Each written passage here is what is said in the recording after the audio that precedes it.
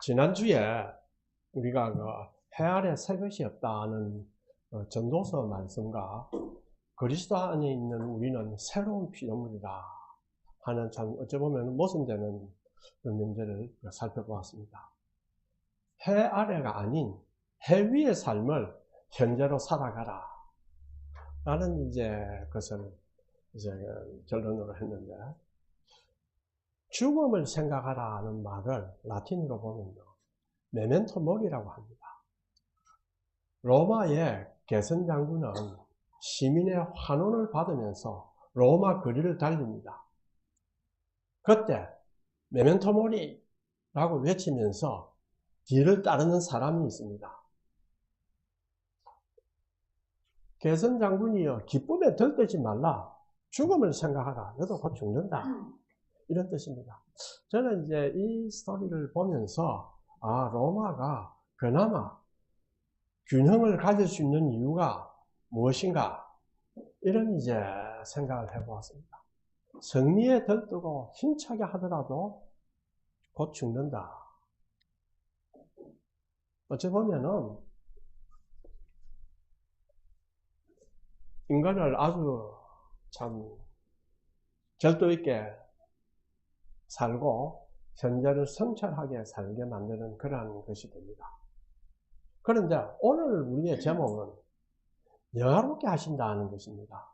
허무가 아니라 죽음을 생각하라 는 것은 들어있어도 힘들어도 종국에 주님이 우리를 영화롭게 하시기 때문이다. 이런 것이 담겨 있습니다. 오늘 읽은 28절에서 30절은 우리 기독교인에 아주 큰 힘을 주는 구절이면서 동시에 우리 기독교 구원론의 중요한 면을 이야기해주고 있습니다. 그리고 구조상으로 보면은 29절, 30절은 28절을 자세히 설명해주고 있습니다. 우리가 알거니와 하나님을 사랑하는 자, 곧 그의 뜻대로 부르심을 입은 자들에게는 모든 것이 합력하여 선을 이루느니라. 이것은 우리 기독교인에게 얼마나 큰 위로와 확고한 믿음을 주고 있는지 모릅니다. 모든 것이, 즉 우리가 하는 선한 일은 물론이고 주님에게 순종하여 신앙생활을 잘한 것은 물론이겠죠. 그런데 잘하지 못한 것이 우리는 더 많습니다. 실수도 많이 합니다. 그런데 그러한 실수나 고난이나 잘못한 일조차도 합력하여 선을 이룬다고 하면 얼마나 큰 위로가 되겠습니까?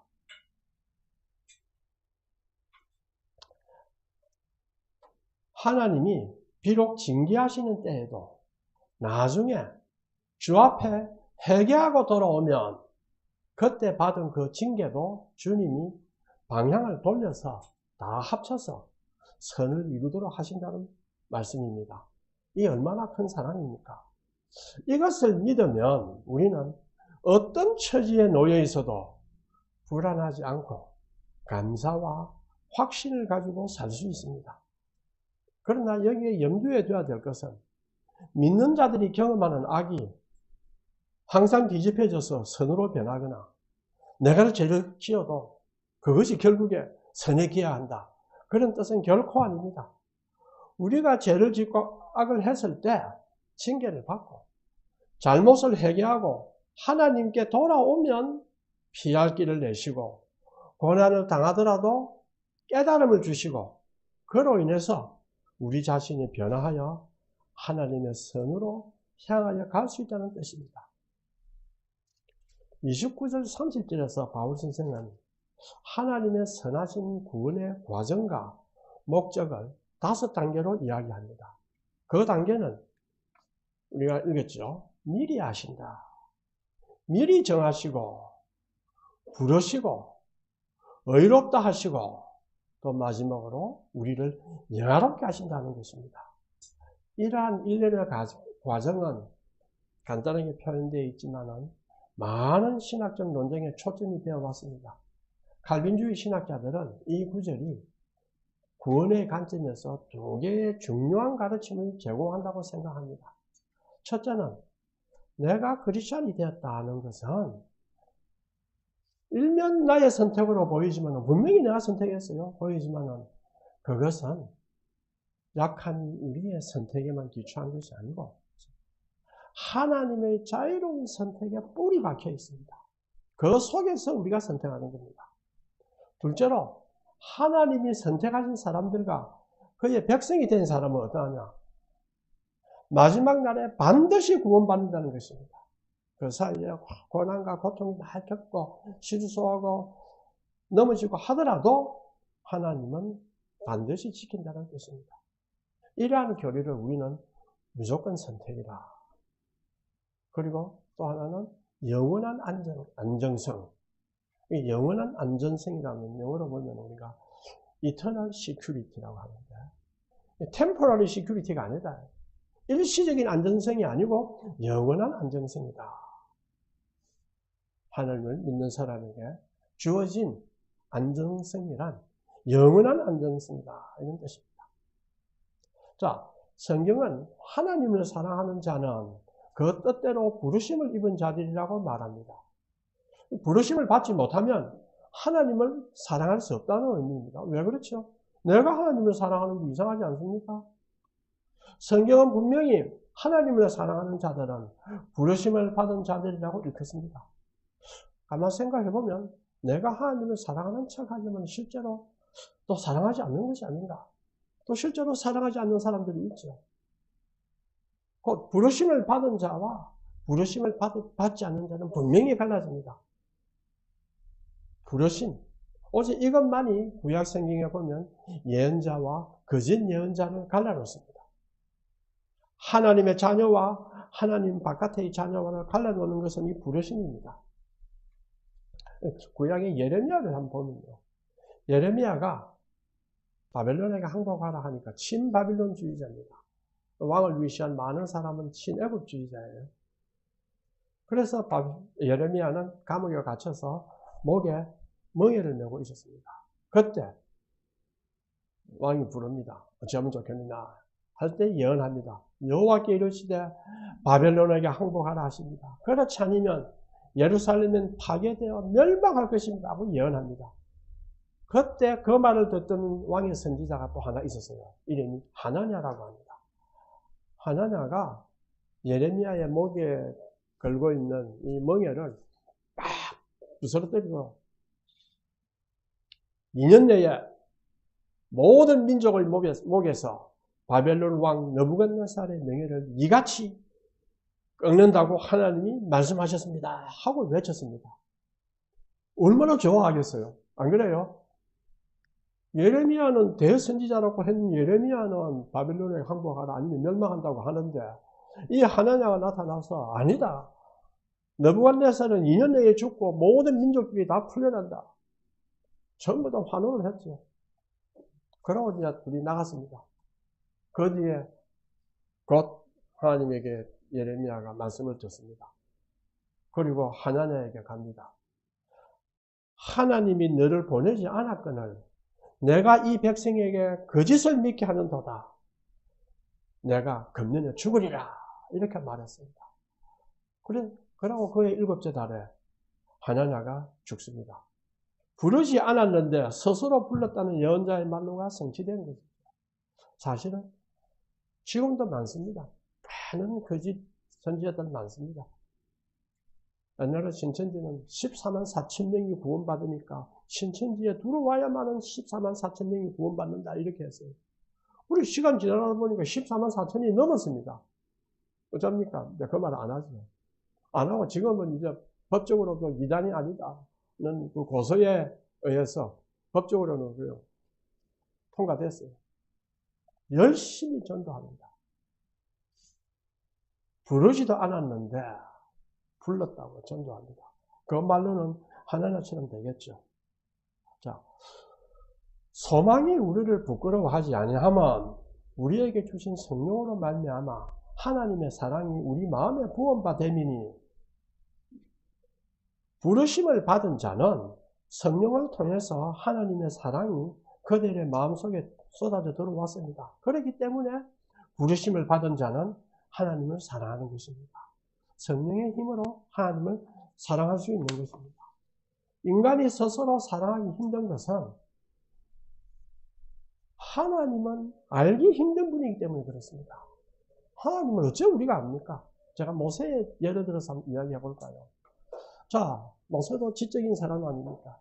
하나님이 어떤 분입니까? 말로 하기 힘듭니다. 출애굽기에 보면 모세가 양을 치다가 떨기나무에서 불이 타는 걸 보았습니다. 거기 갔어요. 거기에서 이제 하나님이 부르십니다. 모세야, 애굽에 가서 내 백성을 구해내어라. 그때 모세가 하나님께 말씀하십니다. 내가 애굽에 가서 이스라엘 자손에게 이르기를 너희 조상의 하나님이 나를 보내었다 하면 그들이 내게 묻기를 그 이름이 뭐냐? 물을 것입니다. 그러면 내가 뭐라고 답합니까?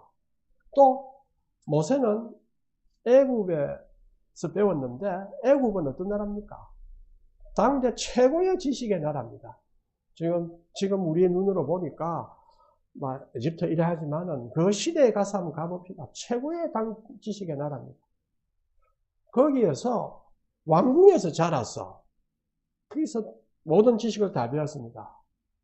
그러니까 모세의 지식 체계 속에는 애굽의 중요한 지식 체계들이 다 갖춰져 있어요. 동시에 모세는 그 하나님을 그 애굽의 지식 체계 속에서 어머니로부터 하나님에 대해 조금 배웠습니다. 그런데 그 모세가 하나님을 애굽의 지식 체계 속에서 왕들에게 전달해야 됩니다. 그리고 거기에 있는 백성에게 전달해야 됩니다. 어떻게 전달하겠어요? 내가 떨기나무를 봤는데 어느 분이 나타나서 신이라 하더라. 뭐라고 하겠습니까? 저 돌았나? 이 소리 안 하겠습니까? 그러니까 모세가 당장 물었죠. 이름을 물었습니다. 이름이 무엇입니까? 왜냐하면 애굽에 신이 많아요. 그러면 자기에게 나타난 그 하나님이 그 신들 중에 하나일 수가 있거든. 그러니까 이름을 이야기해 주십시오. 그러면 애굽에서도 알 거 아닙니까? 이렇게 생각을 아마 했겠죠. 또 다른 것에서는 당시에는 이름이라고 하는 것은 어떤 존재자의 본성을 좀 담지하고 있다. 이런 뜻도 들어있습니다. 그러니까 모세가 이름을 물었습니다. 그때 하나님의 답변이 딱 두 가지입니다. 하나는 애굽 왕 바로에 대한 답변이고 하나는 이스라엘 백성에 대한 답변입니다. 백성을 위한 것입니다. 우리가 개역성경에는 나는 스스로 있는 자다. 그게 어려운 말이에요. 나는 스스로 있는 자다. 그런데 영어로는 뭐라 되어 있냐? I am that I am. 그래서 나는 나다. 그런데 그걸 독일어로 칼발트가 한 걸 딱 우리 영어로 다 보니까 I will be that I will be. 나는 내가 앞으로 존재하는 그대로 존재할 것이다. 나는 할 자다. 무엇인가 미래에 일을 할 자다. 이런 뜻입니다. 그래서 그걸 이제 번역한 사람은 현재의 나는 미래의 나와 같다. 이렇게 또 번역하는 사람도 있습니다. 자, 이 말은 무슨 말이냐 하니까 하나님을 우리가 이해한다 할 때 이해라고 하는 것은 이미 알고는 이해로 보내줘야 이해할 수 있습니다. 그렇죠? 학교 이러면 옛날에 내가 학교 다녔다. 그러니까 학교를 그걸 가르치면 이해가 되는데 전혀 그런 것이 없을 때 이해할 수가 없어요. 하나님은 스스로 있는 자다. 어떤 걸 동원해서도 하나님을 이해할 수가 없습니다. 그러나 또 하나는 이스라엘 자손들에게 이제 알려줄 수 있는데 이스라엘 자손에게 이같이 이르기를 너희 조상의 하나님 여호와 곧 아브라함의 하나님, 이삭의 하나님, 야곱의 하나님이 나를 너희에게 보냈다 하라. 이는 나의 영원한 이름이요 대대로 기억할 나의 칭언이다. 파스칼이 데카르트와 만나려고 애를 많이 썼어요. 파스칼은 몸이 약해서 자기가 데카르트한테로 혼란스에서 갈 수가 없습니다. 그러니까 데카르트가 어디로 온다 하길래 같이 만나자 했는데 실패했어요. 그때 파스칼은 원래 예수를 안 믿었습니다. 안 믿었는데 이제 여동생이 수녀원에 있었어요.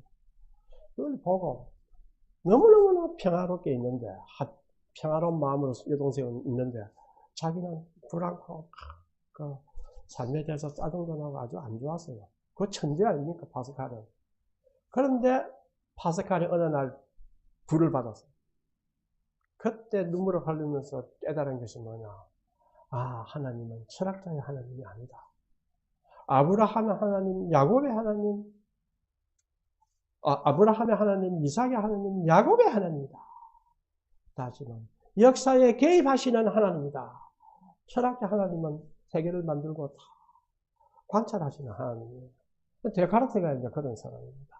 데카르트는 신이 없으면 세계가 있을 수 없다 해서 신은 있다고는 했는데, 그 다음에 역사에 개입하시고 우리의 삶에 개입하시는 그런 하나님까지는 못 갔어요. 자기는. 중간에 있었어요.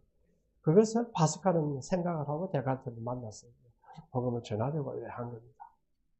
우리를 부르시는 분은 스스로 존재하는 자라서 또 나는 내가 되려 하는 자다 하니 우리의 지식의 대상이 될 수가 없습니다. 그 말은 우리가 알 수 없는 분입니다. 눈에 보이지 않는 분이고 영원한 분입니다. 그런 상황에서 어떻게 그분을 우리가 사랑한다 할 수 있습니까? 사랑할 수 있습니까? 계시가 아니면 불가능합니다. 부르심을 받은 사람이라야만이 그분을 사랑할 수가 있습니다. 그런데 우리가 하나님을 계시와 다른 방식으로 사랑하는 순간, 다시 말해서 나와 하나님은 직접 통합니다. 어떤 직접적인 관계 속에 있습니다. 나는 하나님을 소유하고 있습니다. 하나님은 내게 평생 계십니다. 이렇게 하거나 하나님을 탐닉하거나 하나님을 독점하는 방식으로 하나님을 사랑하는 사람들이 있어요. 그렇게 하나님을 사랑합니다. 우리 제이엠에서나 신천지에 있는 사람이나 많은 사람들이 그렇게 사랑합니다. 그러면 보통 사람들은 야, 저 영적으로 대단한 사람인가 보다 생각하죠. 그렇다면 그 사람이 사랑하는 사람은 뭔가 있을지는 모르겠는데 하나님은 아닙니다. 더 이상 하나님이 아니고 그 부르심은 더 이상 부르심이 아닙니다. 그러나 이단에서는 이것이 횡행합니다. 왜냐하면 부르심을 받은 자들이란 하나님께서 그 아들의 형상을 본받게 하기 위하여 미래 정해놓은 사람이기 때문입니다. 빌립보서 3장 10절에 내가 그리스도와 그 부활의 권능과 그 고난에 참여함을 알고자 하여 그의 죽으심을 본받아. 그 다음에 부르심을 받은 자들이 본받아야 할 형상은 무엇이겠습니까? 예수의 죽음입니다. 우리가 연약할 때에 기약대로 그리스도께서 경건하지 않은 자를 위하여 죽으셨다고 했습니다. 이 예수의 죽음은 본받는 자입니다. 하나님이 부르신 자들은 하나님께서 임의로 부르신 자가 아닙니다. 미리 아시고 미리 정하신 자들입니다. 그리고 부르신 목적은 뭐냐? 그 아들의 형상을 본받기 위하여. 또 그리스도로 많은 형제 중에 맏아들이 되게 하려 하십니다. 또 다른 이유가 또 있습니다. 부르신 그들을 의롭다 하시고 의롭다 하신 그들을 또한 영화롭게 하셨느니라. 여기에는 아주 신비한 비밀들이 있습니다. 좀 자세히 한번 볼까요? 29절을 보면요. 하나님이 미리 아신 자들을 또한 그 아들의 형상을 본받게 하기 위하여 미리 정하셨으니 이는 그로 많은 형제 중에서 맏아들이 되게 하려 하시느니라. 하나님이 미리 아신 자들이란 말이 나오는데 미리 안다 할 때 미리 안다는 말이 뭡니까? 미래에 있는 사실을 이미 사전에 안다는 뜻입니다. 그렇죠? 그래서 일부 주석가들은 뭐라고 해석하느냐. 하나님이 미리 안다는 뜻은 저 사람은 앞으로 미래에 믿을 것이다 하는 것을 하나님이 미리 알아가지고 저 사람을 부르고 정했다. 다시 말하면 이러한 예지가 하나님 예정의 기초가 된다. 이렇게 해석하는 사람이 있습니다. 그런데 그건 잘못됐습니다. 왜냐하면 만약에 그렇다면 구원받는 근거는 자신에게 있는 거예요. 그렇죠? 그 뒤로 구원받는 공로는 하나님과 하나님의 자비심에 있는 것이 아니라 그들 자신의 공로에 있게 됩니다. 근데 바울 선생이 계속 강조하는 것은 그 구원은 하나님이 값없이 베푸신 은혜라는 것입니다. 그래서 그건 잘못됐습니다. 자, 그렇기 때문에 다른 주석가들은 안다라는 히브리 동사는 단순히 지적인 인식 훨씬 더 이상의 것을 표현한다. 즉 돌보고 애정을 갖는 개인적 관계를 나타낸다. 이렇게 이야기합니다. 그래서 하나님이 광야에서 이스라엘의 자녀를 알았을 때에 그때 안다는 말은 그분이 돌봐주셨다는 것을 의미합니다. 이것은 이스라엘 백성에 대한 모세의 위대한 진술이 있습니다. 그것과 아주 조화가 됩니다. 모세가 뭐라고 했느냐? 여호와께서 너희를 기뻐하시고 너희를 택하시면 너희가 다른 민족보다 수요가 많은 연고가 아니다. 다만 하나님이 너희를 사랑하심으로 인하여 그렇다. 이런 것입니다. 선택과 예정을 유일한 근원이 되는 미리 아시고라는 말은 신적 사랑을 뜻합니다. 곧 미리 아시고 미리 정하신 사람, 곧 하나님이 사랑하신 사람을 부르셨습니다. 그래서 여러분이 나는 하나님 미리 알았나, 미리 정했나, 나를 사랑하나? 우리의 문제가 아닙니다. 하나님은 여러분을 사랑하신다고 말했기 때문에 우리는 믿고 따라가는 겁니다. 둘째로 하나님은 또 뭐라고 하시느냐? 부르신 사람을 의롭다 하십니다. 자, 이 의롭다 한다는 말은 무슨 말인가? 죄 있는 자를 죄를 용서하시고 죄 없다는 선언으로 하나님과 교제를 할 수 있도록 허용하신다는 것입니다. 아주 큰 권리입니다. 우리 같은 경우는 아주 위대한 학술회의가 있고 대학자들이 교제하는 데가 있어요. 그런 데는 우리는 원서도 못 내립니다. 그럼 가봤으면 못 갑니다. 그런 사람들과 교제를 해야 한마디를 해도 새로운 걸 배우고 하지. 안 그러면 어떻게 하겠습니까? 그렇죠. 못합니다. 그런데 하나님이 내가 너희와 교제할 수 있도록 허락했어요. 어렵다 하시는 거예요. 어마어마한 축복입니다. 여러분이 기도하실 때에 저도 이제 저는 어떻게 기도하면 아침에 일어나거나 자기 전에 좀 자다가 깨거나 하면 기도를 합니다. 할 때는 이제 하나님께 다 내놓고 다 이제 토론하듯이 합니다. 그렇게 하면 이제 강구하듯이 하는 기도가 있고 또 토론하듯이 하는 기도가 있는데 그렇게 하면 생각이 바뀌어요. 이거구나. 이런 이제 생각이 바뀝니다. 그래서 뭐가 생기느냐 하면 아주 힘든 일을 내가 괜히 힘들다고 생각했구나. 사실 힘든 것이 아닌데 이런 것도 나오고 또 그냥 차분하게 일하면 할 수 있는데 내 스스로 막 어떻게 하려고 했다. 이런 것들이 이제 발견이 됩니다. 하나님과 교제를 하기 위해서 기도를 한다는 것은 진짜 자신의 아주 깊은 내면을 들여다봅니다. 우리 교회 기도 많이 하시는 우리 장로님 고난 속에서 아마 많이 들여다봤을 겁니다. 그래서 하나님 은혜를 많이 받았을 겁니다. 그렇게 우리가 노력하면 하나님과 우리가 교제한다는 것이 무엇인가를 조금씩 알게 됩니다. 그리고 말씀을 읽게 되고 생각을 하면 거기에서 여러 가지 깨달음이 옵니다. 그러한 경건훈련과 영성생활을 하지 않으면 바깥에서 예수는 이런 사람이다, 저런 사람이다. 이렇게 하면 예수 믿는 것을 뭐로 바꾸느냐? 사회적 활동, 또 개인의 윤리적 활동, 이걸로 바꿉니다. 그러고 나니까 예수 믿는 그 영성이 다 사라져요. 유럽이 지금 그렇습니다.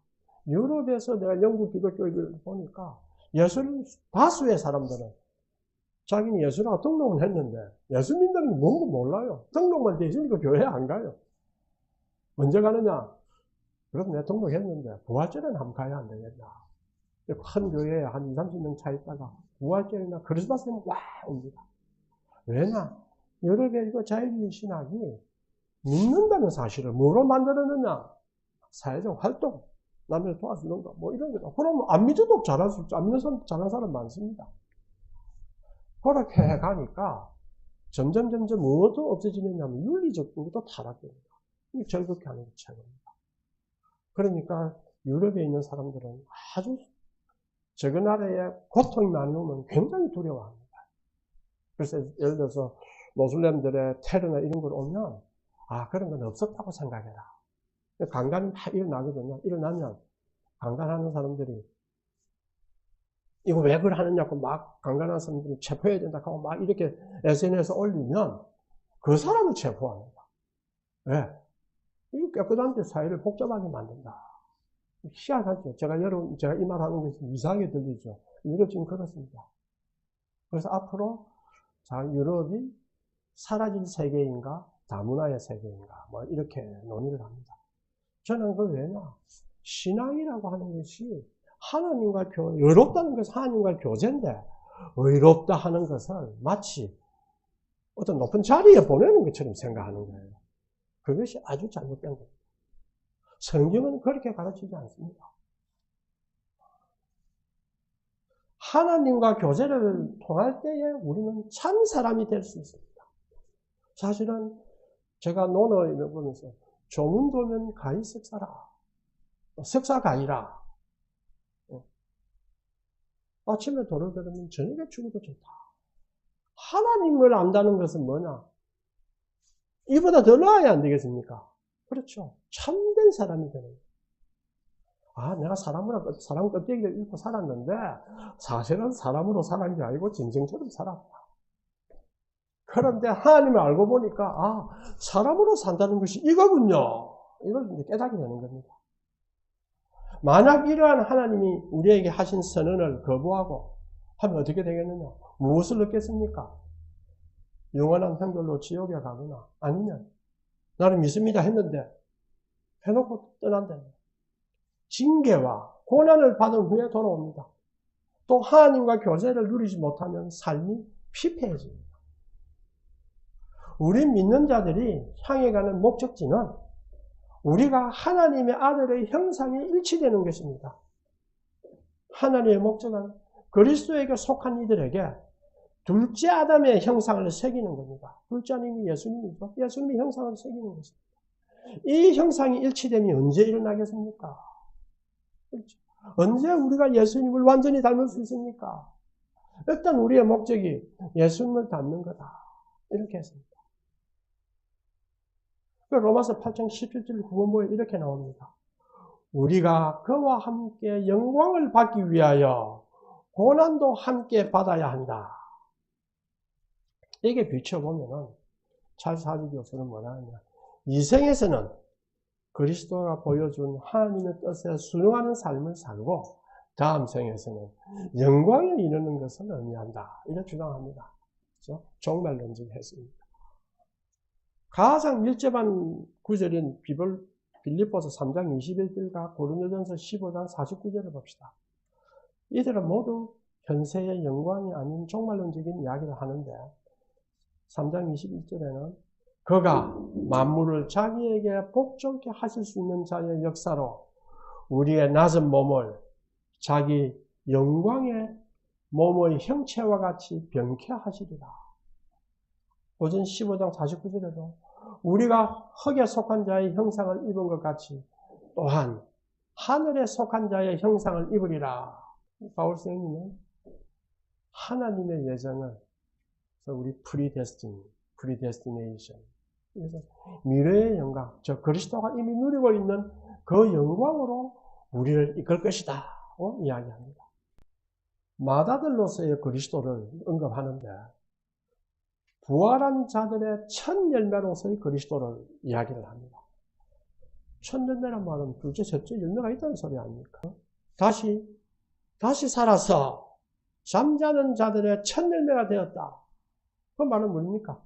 우리 잠자는 자들이 다 예수님처럼 부활한다는 소리입니다. 그리스도인들이 부활하여 그들의 몸이 변형될 때 그들은 그리스도의 영광에 동참하게 되며 이들 가운데 그리스도가 맏아들이 되게 하려는 하나님의 목적이 성취됩니다. 이는 미리 아심을 받은 자들과 예정된 모든 자들 중 모두가 그렇지. 혹시나 일부는 부르심이나 의롭게 됨, 영화롭게 됨을 받지 못할 가능성이 있지 않겠습니까? 하고 이제 두려워할 수 있습니다. 그렇게 될까? 성경은 그럴 일이 없다. 바울은 구원의 하나님의 측면에서 초점이 맞추어져서 이야기를 했는데, 그렇다고 해서 인간의 응답이 중요하지 않다는 것은 아닙니다. 실제로 어렵다 하시는 분은 하나님이십니다. 그러나 의롭다 함을 받는 자는 누굽니까? 우리 믿는 자입니다. 그런데 바울 선생은 신자의 영화를 이미 그것이 이루어질 것을 결정하신 하나님의 관점에서 보고 있습니다. 그래서 하나님은 비록 우리에게는 아직 경험되지 않았다고 하더라도 어렵다 하심을 받은 자들은 영화롭게 하겠다 하는 것은 하나님의 신적 결정이고, 이거는 이미 결정이 내려졌다. 이미 확정된 사안이다 라고 말씀하십니다. 이것이 왜 이렇게 말하는 것이 중요하냐 하면, 이 구절은 바울 선생이 그리스도인들이 누리는 확신의 궁극적인 권한을 이야기합니다. 그 권한이 뭐냐? 그리스도 안에 있는 모든 사람에게는 결코 정죄가 없다는 선언을 하셔서 성도를 승리감 넘치는 클라이막스로 이끄는데, 나중에 눈 떠보니까 내가 이상한 데 누워있네. 이 천국에 누워야 된다. 이게 이상하다 이거야. 그럴 일이 없다는 뜻입니다. 그래서 학자들이 신약의 가르침의 핵심적인 차원을 설명하기 위해서 이미와 아직이라는 표현을 사용합니다. 신자는 이미 구속되고 의롭다 하심을 받고 하나님과 화해했지만 아직 우리는 영화롭지 않았습니다. 그래서 유혹과 고난에서 벗어나지도 않았습니다. 신약 어디에서도 그 긴장은 로마서 2달락만큼 분명하게 한 것이 없고, 또 이 긴장의 해답도 이보다 더 명확히 표현된 것도 없다고 합니다. 바울 선생은 하나님의 의도는 예수 그리스도를 믿음으로 의롭다 하심을 받은 모든 사람을 영광으로 이끈다 하는 것을 바울이 강조합니다. 우리 믿는 사람은 궁극적으로 승리할 것이다 대한 확신을 우리가 가지라고 하는데, 그것은 우리에게 주신 이 약속에 기반을 합니다. 하나님이 주신 약속이라 해서 든든하게 믿어야 합니다. 자, 그런데 현실을 살고 있는 바울 선생은 어떻게 생각했을까요? 한번 생각해보면 현실을 살고 있어요. 현실을 살고 있다는 뜻은 바울 선생에게는 이 현실은 고달프고 힘들고 괴로운 현실입니다. 자, 그는 내 궁극적 승리는 있다고 하지만 수년 후에 온다. 그렇죠? 자신에게 다가오는 죽음 후에 올 것이라 생각했습니다. 자, 바울이 각자 자기의 위치에서 자신을 역사 속에서 내가 어디에 있는가 한번 생각해야 됩니다. 팍스 로마나로 인해서 절대절명의 기회가 죽은 것이 뭐냐? 치안이 안전되어 있어요. 도로가 닦였어요. 그러니까 바울이 잘 다닐 수가 있습니다. 또 바울이 로마 시민입니다. 또 로마법이 당대의 다른 법에 비하면 매우 합리적입니다. 자, 선교하기에는 적기입니다. 그러나 로마가 영원할 수 없어요. 그렇죠? 30몇 년, 바울이 아마 50몇 년 일할 때는 네로 나올 직전 아닙니까? 얼마나 로마가 왕들은 부패했습니까? 로마 법 체계나 공화정은 유지가 됐지만은, 그래 바울의 마음 속에 뭐가 있겠습니까? 어떻게 될지 모르는 이 로마의 지배 세계에 할 수 있는 한 나는 온 힘을 다 바쳐서 전해야 된다. 그러니까 바울이 내가 얼마 살지 모른다 이거야. 그리고 수년 동안에 나는 적어도 고통과 불안과 괴로움과 재난이 가득할 것을 알고 있습니다. 그렇죠.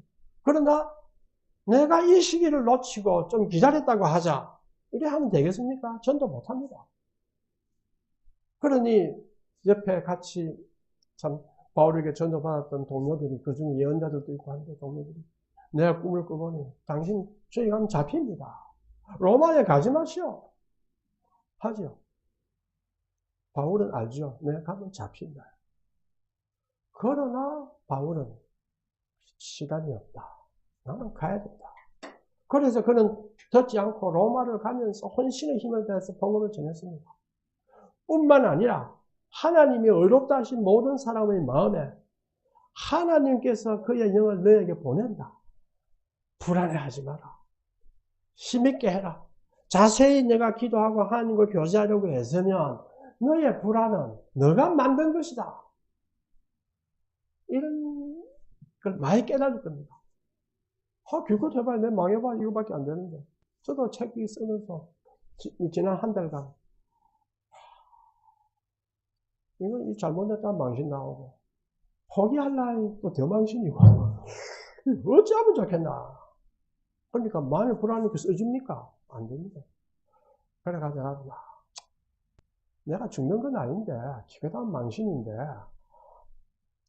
몸 아프다 하고 그냥 나 잡으시면 안 되겠나 이런 생각도 했어요. 그러면서 하나님 이거 분명히 내가 이 나이에 이 책을 써갖고 사람들이 내한테 허락해 줄 때는 엄청난 기대를 했을 텐데 그걸 내가 다 벗어버리고 하면 내가 어떻게 사람들의 얼굴을 보겠습니까? 내가 간절히 기도를 했어요. 그러니까 배 아프고 한 게 사살하면서 이 바보야 그냥 하면 되지 왜 걱정하냐. 그렇지 않아요. 그냥 읽고 하면 되는 거예요. 하는 만큼 하는 거예요. 그냥.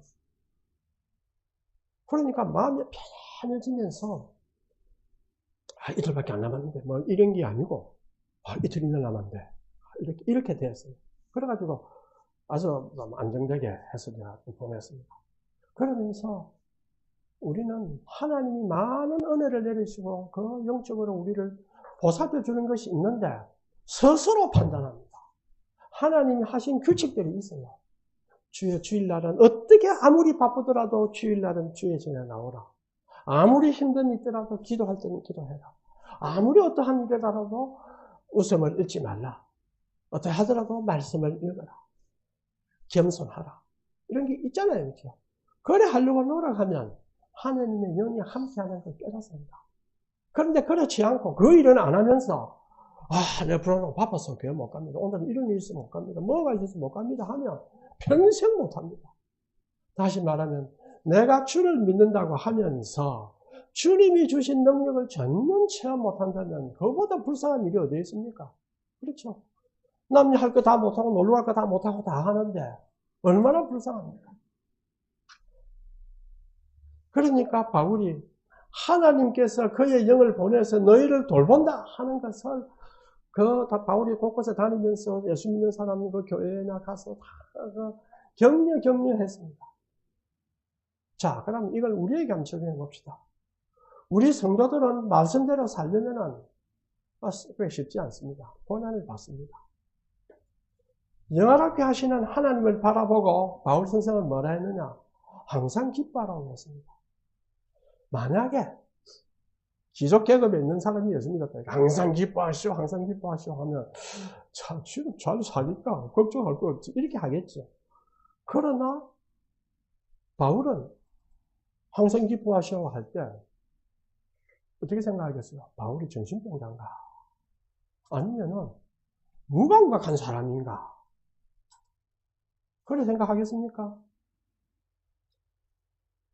그렇게 생각 안 했었겠습니다. 성령은 고난 가운데서 신자에게 힘과 위로를 주며 의심 가운데서 확신을 줍니다.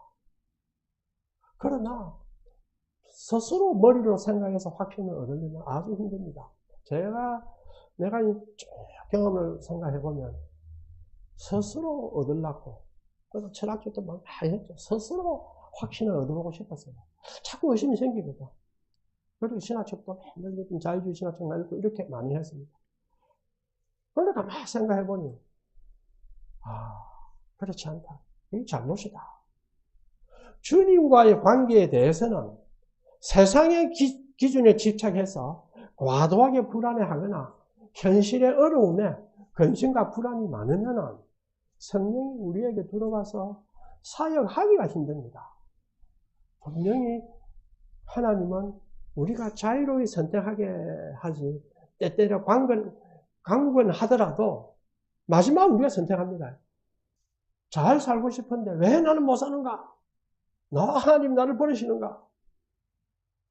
나도 남보다 좀 험나게 하고 싶은데 왜 안 되느냐?